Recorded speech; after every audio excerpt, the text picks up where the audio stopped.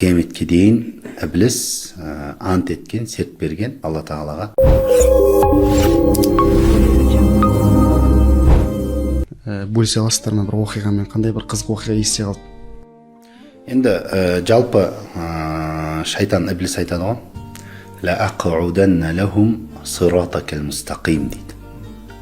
Яғни қияметке дейін ібліс ант еткен, серт берген Алла Тағалаға, мен сенің тура жолыңда отырып алам, оларды адастыру мақсатында, оларды жолдан тайдыру үшін деп серт еткен.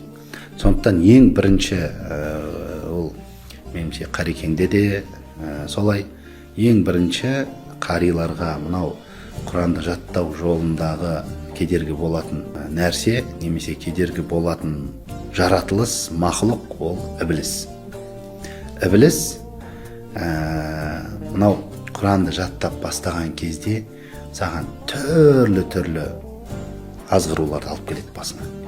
Ібліс әбден сені азғырады, әбден сені алдауға, арбауға тырысады. Сен ол сынақтан шыдап сол кезеңді өткізесің, арғата іблістің азғыру азаяды. Сен бір қалыпқа түсесің.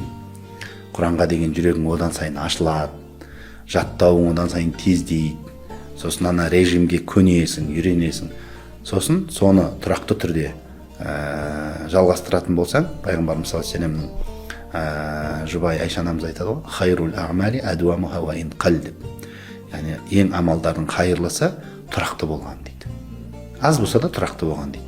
Сондықтан сондай тұрақтылыққа қари үйренеді. Сол тұрақтылыққа үйренгеннен кейін сол тұрақтылық нәтижеге алып келеді.